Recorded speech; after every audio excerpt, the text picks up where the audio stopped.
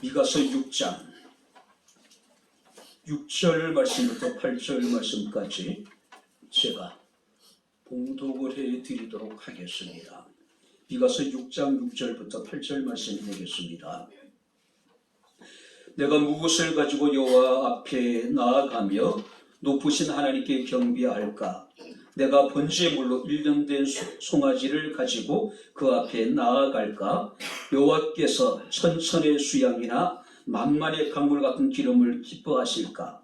내 흥물을 위하여 내 마다들을 내 영혼의 죄로 말미암아 내 몸에 열매를 드릴까? 사람아, 주께서 선한 것이 무엇임을 내게 보이셨나니 여호와께서 내게 구하시는 것은 오직 정의를 행하며 인자를 사랑하며 겸손하게 내 하나님과 함께 행하는 것이 아니냐. 아멘. 고맙습니다. 오늘도 우리를 세상 가운데 버려두지 아니하시고 하나님의 자비하심을 따라서 우리를 부르시고 하나님을 예배케 하시고 또 주의 말씀을 청종할 수 있는 은혜를 주심을 감사합니다. 말씀이 선포될 때 우리의 마음의 문을 열어주시고 길을 여셔서 성령의 교회들에게 하시는 주의 음성을 듣게 하시고 힘을 얻게 하옵소서. 위로받게 하옵소서. 우리의 믿음이 더욱더 새롭게 하옵소서. 예수님 이름으로 기도하옵나이다. 아멘. 할렐루야. 자, 우리 옆에 있는 분들과 하나님 우리와 함께 하십니다. 인사하겠습니다. 하나님 우리와 함께 하십니다. 할렐루야. 하나님이 우리와 함께 하십니다. 할렐루야. 예배 가운데 함께 하실 것이고 우리 예배 가운데 영광을 받으실 것이고 예배 가운데 하나님의 선한 뜻을 우리 가운데 밝히 드러내실 것입니다. 우리가 마음의 문을 열고 또 길을 열고 주의 음성에 우리가 아멘으로 피차하답할 수 있는 아름다운 귀한 시간이 될 수 있기를 주의 이름으로 축원합니다.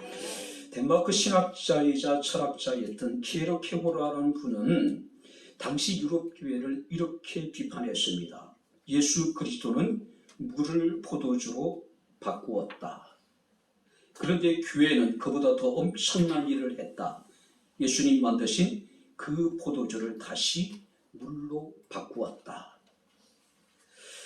자, 어떤 한국의 신학자는 이 말에 덧붙여서 이런 얘기를 합니다. 한국 교회 신자들은 여기서 한 걸음 더 나아가 포도주를 담았던 항아리를 깨버렸다. 자, 기독교인의 삶에 대해서 굉장히 냉정한 아마 비판이 아닌가 생각이 됩니다. 자, 본문의 미가 선지자는 주전 700년경에 이스라엘 자손들의 범죄에 대해서 신랄하게 비판을 합니다. 하나님의 심판에 대해서 경고를 합니다. 자, 당시 사람들은 우상 숭배에 빠져 있었고 정치가들은 약자를 압제하고 탈취하는 일이 일반화되어져 있었습니다. 자, 재판관들은 뇌물을 받고 불의한 재판을 일삼았고 제사장들과 선지자들은 오직 개인적인 어떤 이익을 탐하는 사꾼이 되어져 있었음을 우리가 보게 됩니다. 자, 그 이후의 세대였던 예레미야라고 하는 분은 이런 이야기를 합니다. 그들이 가장 작은 자로부터 큰 자까지 다 탐욕을 부리며 선지자로부터 제사장까지 다 거짓을 행함이라. 그들이 가증한 일을 행할 때 부끄러워하였느냐? 아니다. 전혀 부끄러워하지 않았다는 얘기입니다. 오히려 그들은 얼굴도 붉어지지 않았다. 가장 작은 자로부터 큰 자, 자, 선지자로부터 제사장에까지 그들이 거짓을 행하고 그들이 탐욕을 부리고 그들이 가증한 일을 행할 때에 전혀 부끄러움을 느끼지 않았다는 이야기예요. 아니, 얼굴도 붉어지지 않았다. 당시 얼마나 타락했는지를 우리에게 보여주고 있습니다. 자, 그런데 놀라운 것은 그런 여러분들이 상황 속에서 그들의 종교적인 열정은 더할 나위 없이 뜨거웠다는 이야기예요. 그래서 우리가 6절 말씀을 보시기 바랍니다. 내가 무엇을 가지고 여호와 앞에 나아가며 높으신 하나님께 경배할까? 자, 삶은 그야말로 부의로 가득했음에도 불구하고 종교적인 열정만큼은 타의 추종을 어느 시대 어떤 사람들보다도 여러분들이 그들이 뜨거웠다는 이야기예요. 내가 무엇을 가지고 여호와 앞에 나아갈까? 여러분들이 혹시 이런 고민을 해보신 적이 있습니까? 우리가 한 주간을 우리가 보내면서 우리가 주일을 기다리면서 여러분들이 생활 속에서 내가 이번 주에는 무엇을 가지고 여호와 앞에 나아가서 내가 어떻게 하나님께 예배를 드릴까? 이런 고민을 한번 해보셨는지. 그죠? 자, 그들은 생각합니다. 바로 하나님께 드릴 번제물로 1년 된 흠없는 살찐 송아지를 드리면 어떨까? 수천 마리의 양을 하나님 앞에 드리면 하나님이 기뻐하실까? 강물처럼 많은 기름을 드리면 하나님께서 기뻐하실까?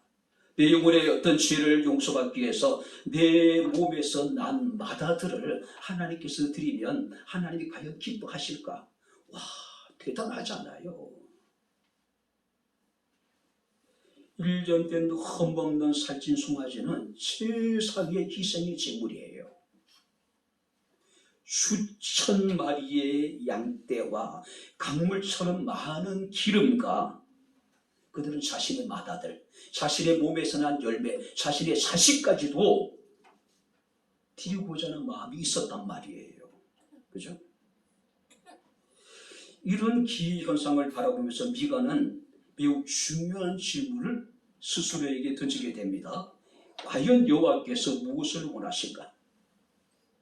과연 여호와께서 기뻐하는 것이 무엇일까라고 하는 그런 여러분들이 질문을 가지기 시작을 합니다. 자, 그런데 성경 말씀을 보게 되면 8절을 보시기 바랍니다. 우리 같이 읽겠습니다. 사람아, 주께서 선하는 것이 무엇임을 내게 보이셨나니. 여기 됐습니다. 여호와는 무엇을 원하실까? 여호와께서 내게 구하시는 선한 것이 무엇인가를 고민했는데 미가는 이르기를 사람아, 주께서 선한 것이 무엇임을 이미 우리에게 알게 하셨다는 이야기예요. 그죠? 이미 하나님께서 율법을 통해서, 이미 하나님께서 말씀을 통해서 하나님께서 선하게 여기시는 것, 하나님께서 우리에게 구하시는 것이 무엇인지를 우리 이미 알려주셨다는 이야기예요. 이미 그들은 율법을 통해서 하나님이 누구신지, 또 하나님께서 구하시는 선한 것이 무엇인지를 다 알고 있었다는 이야기죠.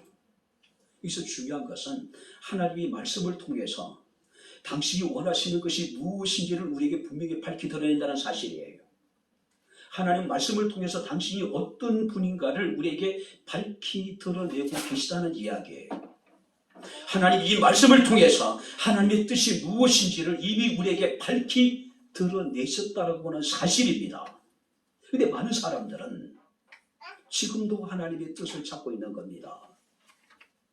지금도 하나님께서 내게 구하시는 건 무엇인지, 하나님 앞에 선한 것이 무엇인지 이미 하나님께서는 다 드러내셨는데 왜 사람들이 끊임없이 하나님 뜻을 구하고 있을까요? 하나님께서 내게 구하시는 게 무엇인지 다시 묻고 있을까요? 자신이 생각하는 것과 하나님의 뜻이 달라서 그런 거예요. 그래서 계속해서 미련을 가지고 하나님의 뜻이 어디 있습니까? 하나님께서 구하시는 것이 무엇입니까? 하나님이 어떤 분인가 자꾸 묻고 있는 거예요. 왜? 자기 생각과 다르니까. 우리는 성경의 충분성을 믿습니다. 한번 따라해 보시기 바랍니다. 하나님의 말씀은 충분합니다. 할렐루야. 더 이상 더 할 것이 없어요. 우리가 살아감에 있어서 하나님의 말씀은 충분해요. 충분하다는 이야기예요. 자, 여기서 하나님께서 우리에게 구하시는 것, 하나님께서 우리에게 원하시는 선한 것이라고 하는 것은 미가 시대뿐만 아니라 오늘을 살아가고 있는 우리들에게도 해당되는 말씀임을 우리는 기억을 해야 됩니다. 자, 그렇다면 하나님께서 이미 우리에게 알리신, 하나님께서 선하게 여기시고 하나님께 우리에게 구하시는 것이 무엇인지 우리가 오늘 그것을 이 아침에 함께 살펴보면서 우리 함께 은혜를 나누도록 하겠습니다. 자, 8절을 우리 다시 한번 같이 읽겠습니다.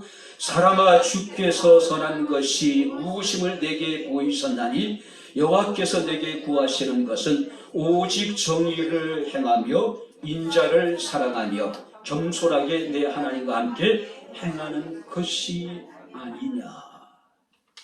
자, 정의를 행하며. 자, 여기서 정의라고 하는 것은 올바른, 또 판단, 여러 판결이라고 하는 뜻을 가지고 있습니다. 이 정의는 하나님의 속성입니다. 하나님의 성품 가운데 하나예요. 왜냐하면 우리 하나님은 정의로우신 하나님이십니다. 그래서 우리가 시편 37편 28절 말씀을 보니까 여호와께서 정의를 사랑하신다. 하나님은 정의를 사랑하시는 분이라고 말씀을 하고 있습니다. 자, 여기서 정의를 우리가 행한다는 이야기는 하나님 앞에서 올바른 삶을 살아간다. 정의를 행한다고 하는 것은 옳은 것을 실천하고 그런 것에 대해서 반대하는 삶을 말하는 거예요. 시대가 그러하니 나도 그렇게 살아야 된다. 이것이 지혜라고 생각하는 사람이 있습니다. 이것이 현명한 삶이라고 생각하는 사람이 있어요. 그런데 정의로운 삶이라고 하는 것은 옳은 것은 실천하고 그릇된 것에 대해서 아니라고 할 수 있는 사람이 정의로운 사람이라는 것이죠. 특별히 여기서 정의를 행한다고 하는 것은 정치 지도자에게 요구되는 중요한 덕목이죠. 그런데 꼭 그들에게만 해당되는 말씀이 아니라는 것이죠. 이 땅에 주를 믿는 모든 사람들에게 공히 해당되는 말씀이라고 우리가 이야기할 수가 있습니다. 자, 그렇다면 대한민국은 정의로운 나라일까? 정말로 대한민국이 공정하고 상식적인 나라일까? 우리는 몇 년 전에 공정을 이야기했습니다. 상식을 이야기했어요. 과연 우리가 몇 년이 지났는데 과연 우리나라가 공정할까? 상식적일까? 또 정의로운 나라일까? 중국의 역대 황제 중에 최고의 존경받는 황제가 누구냐면은 당나라 태종이에요. 우리가 흔히 당태종이라고 이야기를 하잖아요. 여러분들이 당태종 생각하면 제일 먼저 떠오르는 게 안시성 전투가 생각나죠. 양만춘 장군이 생각나잖아요.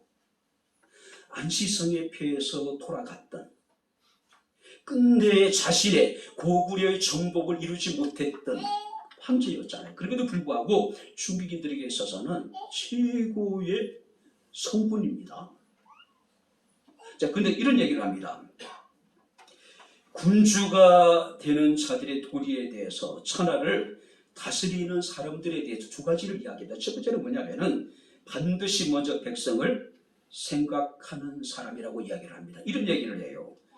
만일 백성의 이익을 손상해 가면서 욕심을 채운다면은 마치 자기 넓적다리를 베어 배를 채우는 것 같아서 배는 불을 지은즉 곧 죽게 될 것이다.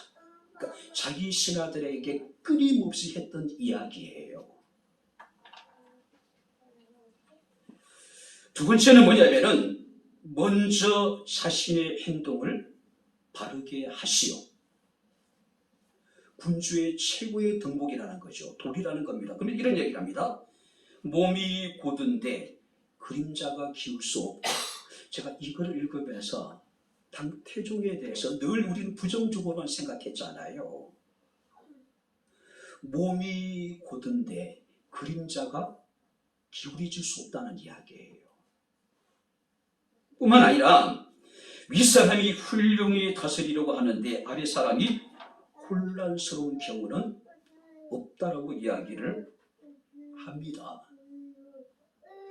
그러다 보니까 당태종이 다스렸던 그 시대가 중국 역사에서 가장 태평성대를 이루게 되는 겁니다. 정의라고 하는 것은, 공정이라고 하는 것은, 상식이라고 하는 것은 모든 사람들에게 공히 적용되어져야 돼요. 이것이 상대적이 되거나 주관적인 정의라든지 공정이라든지 상식이 되어져서는 안 되는 겁니다.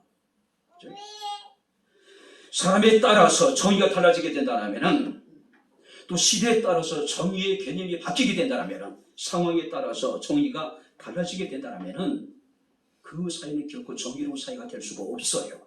그 정의가 아닙니다. 모든 사람들에게, 모든 시대에 공이 함께 적용될 수 있는 것이 공의예요. 그것이 정의란 이야기예요. 자, 6절 말씀을 보시기 바랍니다. 내가 무엇을 가지고 여호와 앞에 나가며 높으신 하나님께 경배할까? 정말로 그들은 어느 시대보다도 누구보다도 하나님께 나아가 신앙적인 열정을 가지고 있습니다. 근데 문제는 뭘까요? 그들의 삶에 교류된 것이 있었습니다. 뭐니까요? 정의가 교류되어졌어요. 정의. 그죠? 우리가 서울의 봄이라고 하는 영화가 그야말로 대형들이 대박을 터뜨렸죠. 그죠? 그렇게 해서 정권을 잡은 신군부, 그들이 사회의 슬로건을 뭐라고 그랬습니까? 정의로운 사회 구현. 근데 가장 정의롭지 않는 사람들이 있고 그런 시대였잖아요. 우리가 어떤 하나님 앞에 제물을 드리고 어떤 모습으로 예배를 드리는 것도 중요하겠지만 더 중요한 것은 우리의 삶에 있어서 우리의 삶이 얼마만큼 정의롭고 공정하고 상식적이느냐, 이게 더 중요하다는 것이죠. 우리가 창세기 4장에 보게 되면은 가인과 아벨이 등장하죠. 성경이 이렇게 기록하고 있습니다. 세월이 지난 후에 가인은 땅의 소산으로 제물을 삼아 여호와께 드렸고 아벨도 자기의 양 새끼 첫 새끼와 그 기름으로 드렸더니 여호와께서 아벨과 그 제물을 연락하셨으나 가인과 그 제물은 연락하지 않았다. 자, 두 사람의 제사의 차이가 무엇일까요? 아벨은 자신의 양의 첫 새끼를 드렸습니다. 가인은 농사꾼이었기 때문에 자신이 농사에서 지은 것으로 하나님 앞에 희생의 제물을 드렸단 말이에요. 그런데 하나님은 아벨과 그 제물은 연락하셨지만 가인과 그 제물은 연락하지 않으셨다. 제물이 문제일까요? 그건 아니에요. 하나님 문제 삼으신 거 뭡니까? 가인의 삶 자체였어요. 우리가 창세기 4장 7절 말씀을 보게 되니까 자신의 재물이 하나님께 연락되지 않는 것에 대해서 가인이 분노합니다. 그때 하나님 뭐라고 말씀하시냐면은 내가 선을 행하면 어찌 낯을 들지 못하겠느냐. 무슨 얘기일까요? 하나님 앞에 희생의 제사를 드리기 전에 가인의 삶이 선하지 못했다는 이야기예요. 뿐만 아니라 요한 1서 3장 12절 말씀을 보게 되면은 너희는 가인과 같이 하지 말라. 저는 악한 자에게 속하여 그 아우를 죽였다. 이게 보세요. 가인이 아우를 죽였기 때문에 악한 자가 된 것이 아니라 가인이 원래부터 악한 자였어요.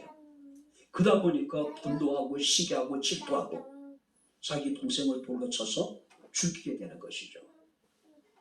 그래서 유다서 1장 11절 말씀을 보게 되면 유다는 가인의 길을 따라 행하는 자들에게 화가 있을 것이다라고 말씀하고 있음을 우리가 보게 됩니다. 중요한 것은요, 형식이 아닙니다.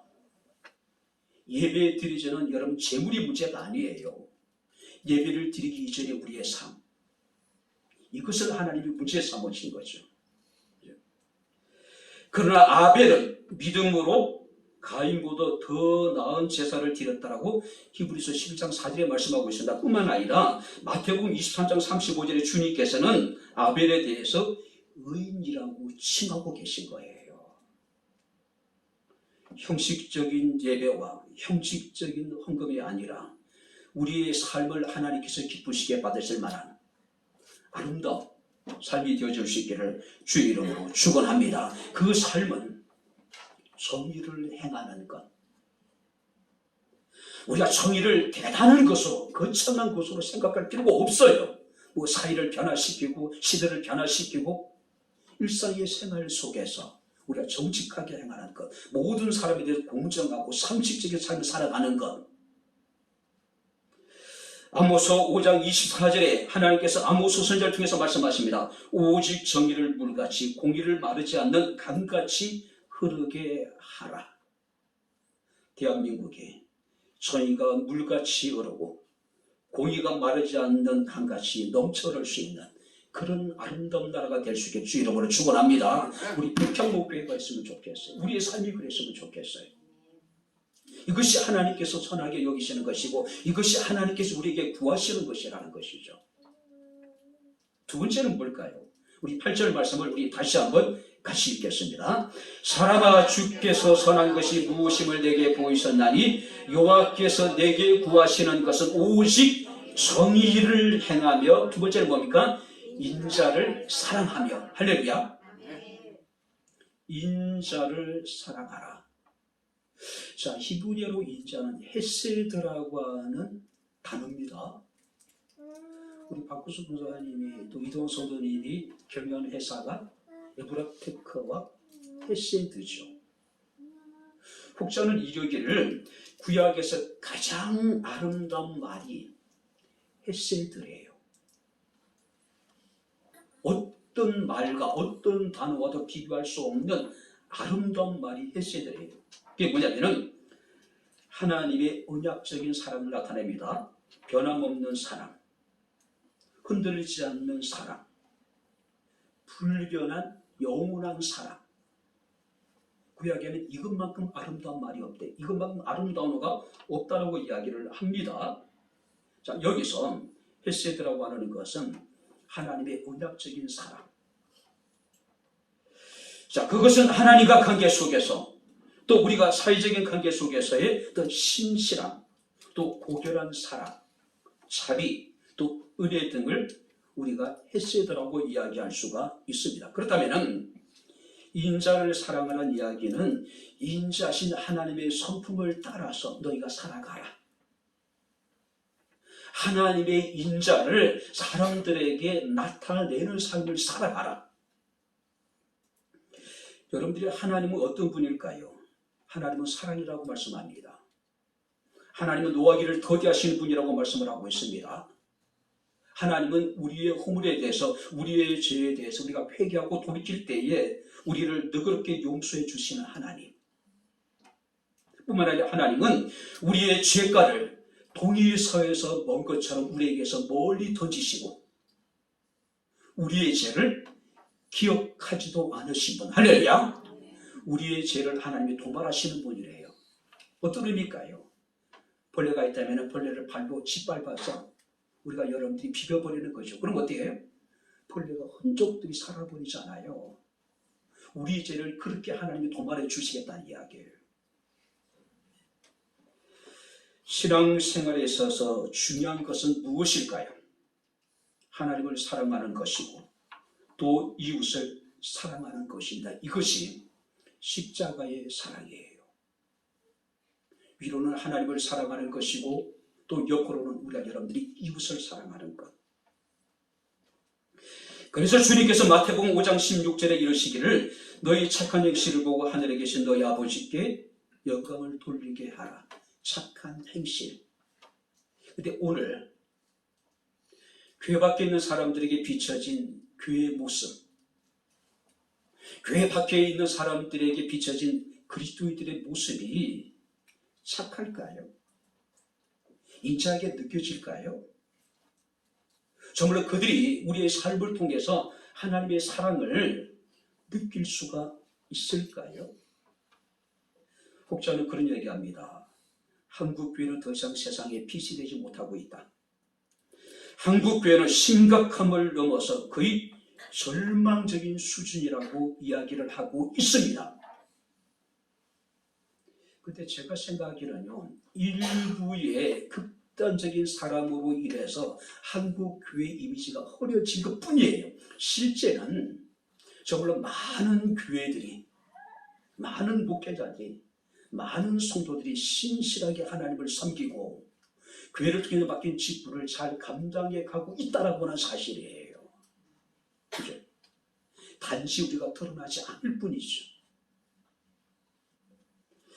사도 바울은 로마서 2장 9절 10절 말씀이 이렇게 말씀합니다. 사랑에는 거짓이 없나니 악을 미워하고 선에 속하라.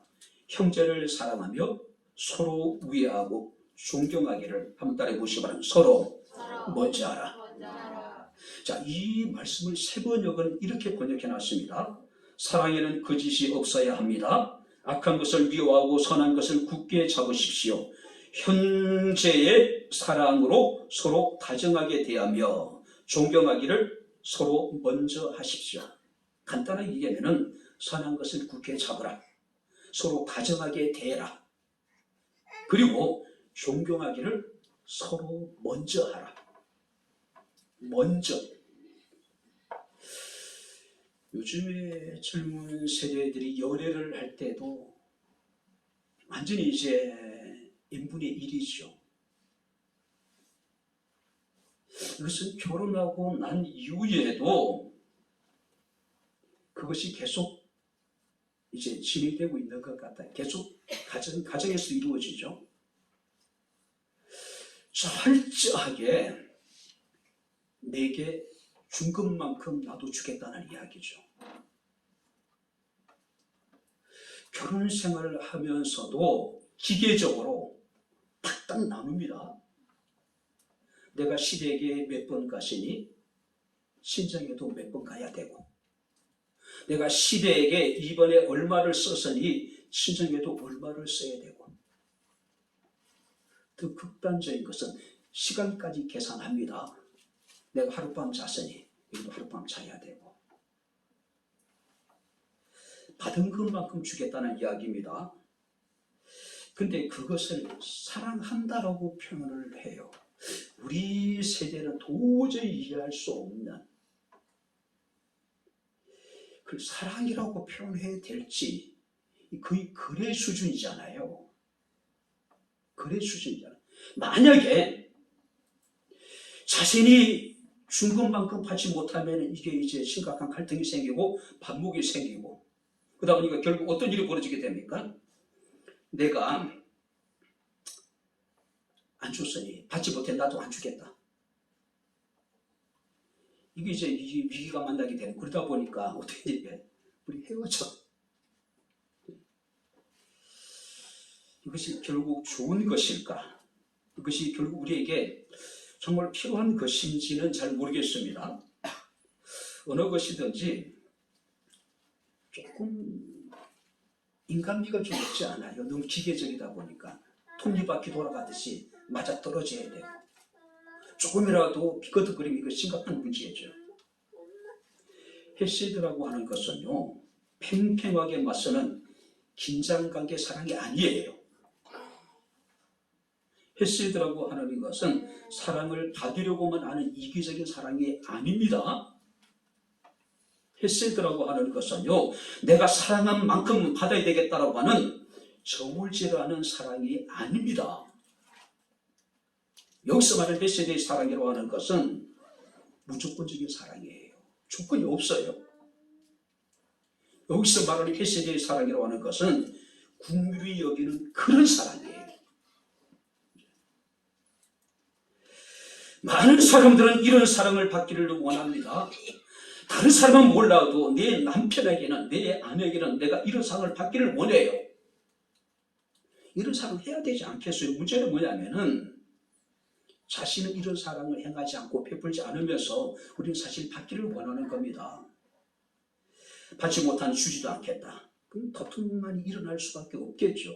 가정의 위기가 찾아올 수밖에 없겠죠. 하나님 우리가 말씀하십니다. 인자를 행하라.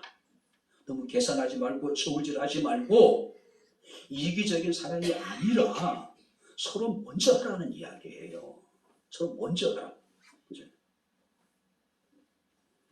요한복음 13장 34절 35절 말씀을 보니까 내가 너희를 사랑한 것 같이 너희도 서로 사랑하라. 여러분들이 하나님을 사랑해서 하나님 여러분들을 사랑하실까요? 아니에요.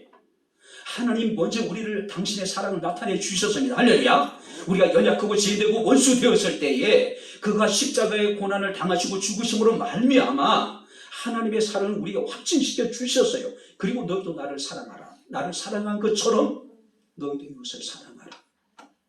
너도 이웃을 사랑하라. 우리는 그리스도인들은 세상 속에서 하나님의 정의를 실현해야 될 사람들입니다. 뿐만 아니라 하나님의 사랑을 실천해야 될 사람들이라는 것이죠. 하나님께 선한 것, 하나님께서 원하시는 것, 하나님께 우리에게 구하시는 것은 바로 하나님의 인자, 하나님의 사랑을 행하는 것이라는 것이죠. 사랑하되 많이 사랑할 수 있기를 주 이름으로 축원합니다. 그러시면 좋겠어요. 상처받은 이웃의 아픔을 감싸주고 그들의 필요한 것들을 채워줄 뿐만 아니라 인간으로서의 최소한의 권리를 지켜줄 수 있는 것, 이것이 아니고 이것이 하나님께서 우리에게 구하시는 것이라는 것이죠. 자, 마지막으로 세 번째는 뭘까요? 8절을 우리 다시 한번 여호와께서 내게 구하시는 것은 거기서 같이 읽겠습니다. 여호와께서 내게 구하시는 것은 오직 정의를 행하며 인자를 사랑하며 겸손하게 내 하나님과 함께 행하는 것이 아니냐. 겸손하게 하나님과 함께 행하는 것, 겸손하게 하나님과 동행하는 것. 여기서 행한다는 이야기는 걷는다는 뜻을 가지고 있습니다. 성경을 보게 되면요, 우리들의 삶을 여러분들이 길을 걷는 것으로 많이 묘사하고 있습니다. 자, 여기서 겸손하게 하나님과 함께 행한다는 이야기는 신중하게 하나님과 함께 일상을 살아가는 것. 내 인생은 나의 것이기 때문에 내 마음대로 사는 것이 아니라 천상천하 유아독존 자기밖에 없는 자고 자기 마음대로 살아가는 것이 아니라 신중하게 하나님과 더불어 일상을 살아가는 것. 신중하게.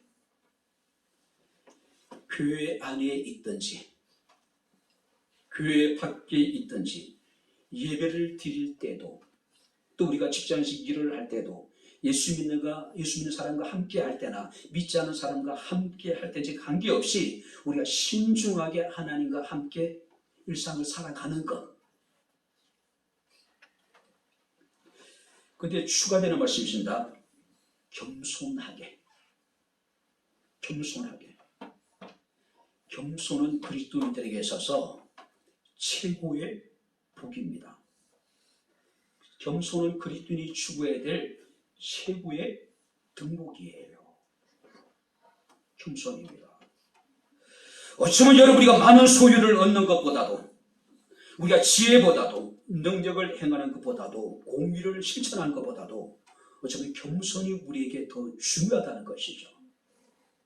그래서 모 가수가 노래 부르죠. 겸손은 어려워. 겸손 쉬운 것이 아니에요. 굉장히 어려운 것입니다. 자, 근데 왜 우리가 여러분들이 겸손을 최고의 복이라고 이야기할까요? 왜 겸손을 그리스도인이 추구해야 될 최고의 등복이라고 이야기할까요?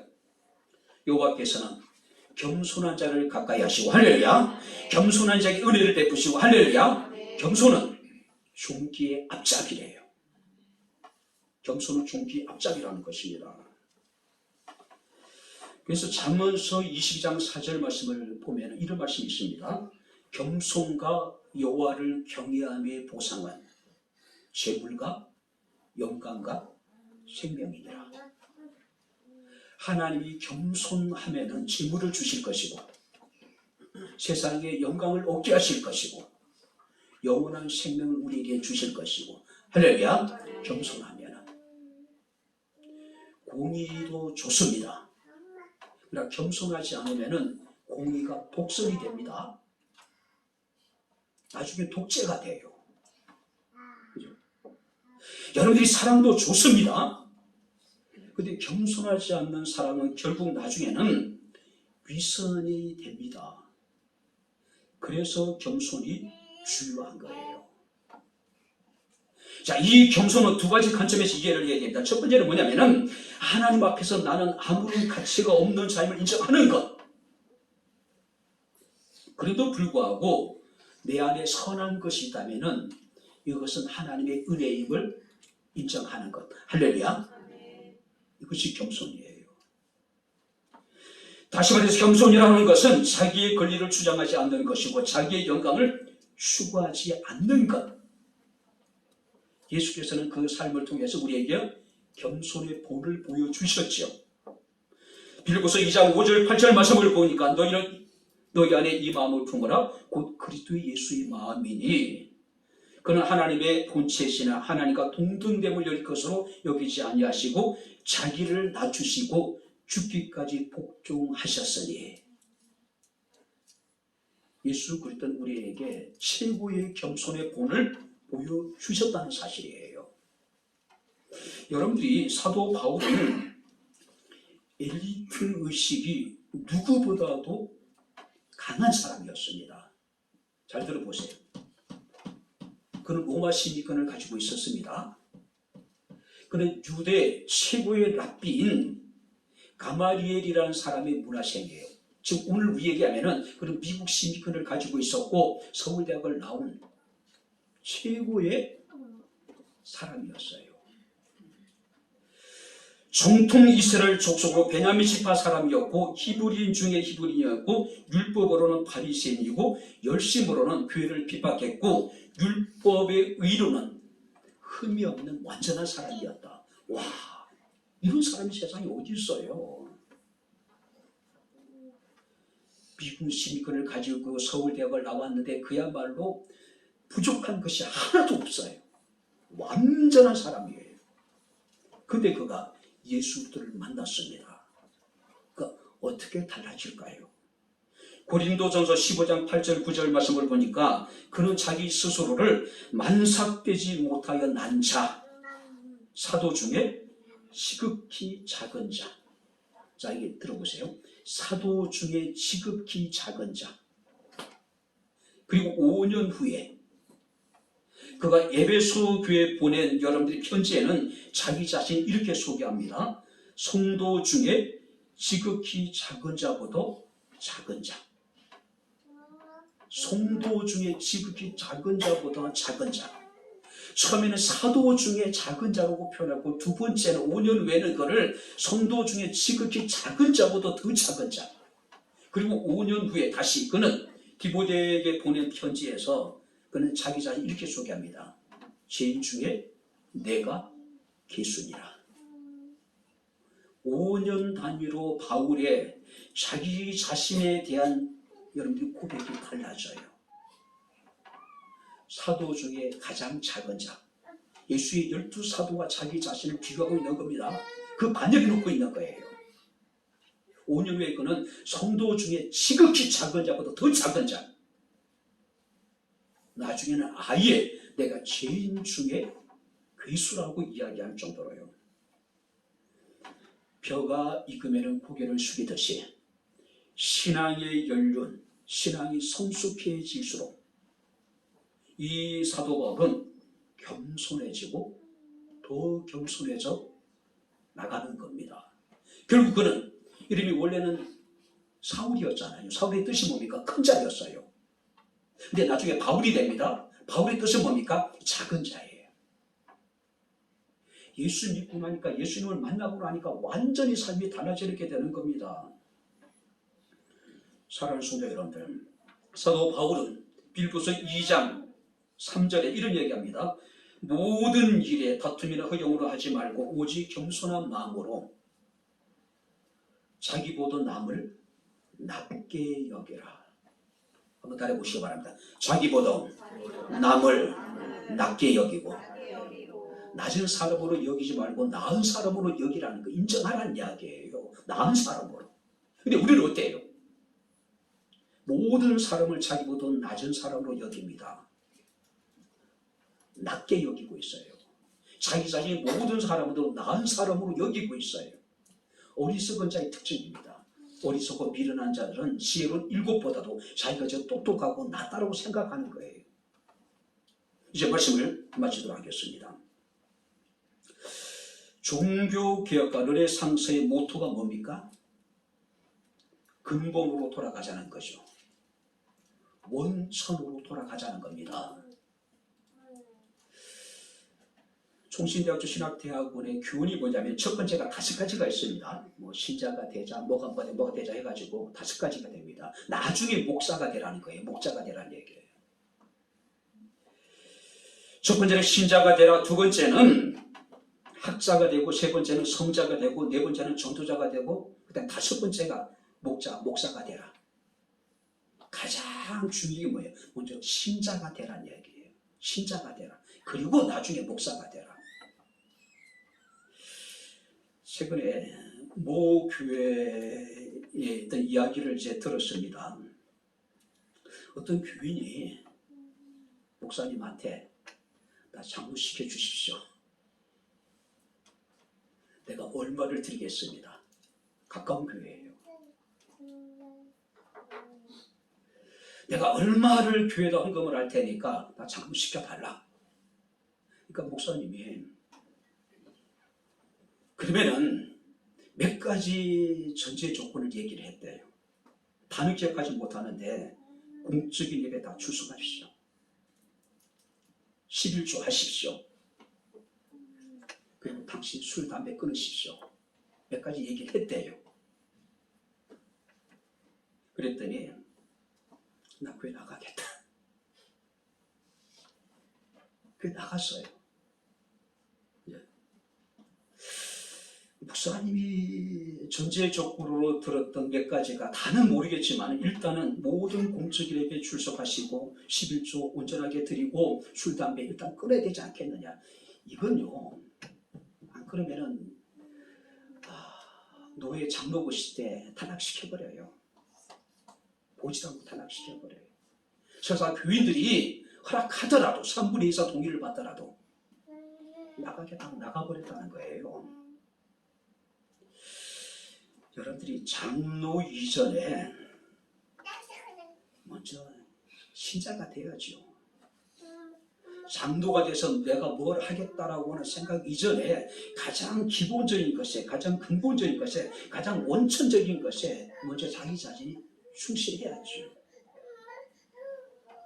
오늘 이스라엘 사람들을 생각합니다. 내가 무엇을 가지고 여호와 앞에 나가며 높으신 하나님께 경배할까? 무엇을 가지고 가는 것이 중요한 것이 아니라 우리 어떤 삶을 사는 것이 더 중요하다는 것이요. 하나님께서 선하게 여기시고 하나님께서 기뻐하시는 것이 무엇인지를 먼저 아는 것이, 그것을 행하는 것이 중요한 것이라는 것이죠. 바랍니다. 정의를 행하는 사람들, 하나님의 인자를 사랑하는 사람들, 겸손하게 하나님과 동행하는 사람들, 우리 백향목회 사랑하는 모든 성도들이 다 될 수 있기를 주의 이름으로 축원합니다. 기도하겠습니다. 주신 아버지 하나님, 우리 아버지 하나님의 은혜와 사랑을 진심으로 감사합니다. 주께서 선한 것이 무엇인지, 하나님께서 구하시는 것이 무엇인지 우리가 주의 말씀을 통해서 깨달았습니다. 일상의 생활 속에서 우리에게 주어진 아버지의 삶을 통해서 올바른 삶을 살아가게 하시고 정직하고 공정한 삶을 살아가게 하시고 하나님의 인자를 사랑하며 겸손히 하나님과 동행하는 백향목교회 사랑하는 모든 성도들의 삶이 되게 하옵소서. 예수님 이름으로 기도합나이다. 아멘. 이제는 우리 주 예수 그리스도의 은혜와 하나님의 크신 사랑과 성령님의 교통 조전의 충만 역사 인도하심이 하나님께서 구하시는 선한 것이 무엇인지를 분별하고 이 땅에 늘 겸손한 마음으로 주와 함께 동행하기를 원하는 백향목교회 사랑하는 모든 성도들 머리머리 위에 저희들의 가정과 직장과 사업장과 이 교회와 이 나라 이 민족 위에 지금부터 영원토록 함께 있을지어다. 아멘.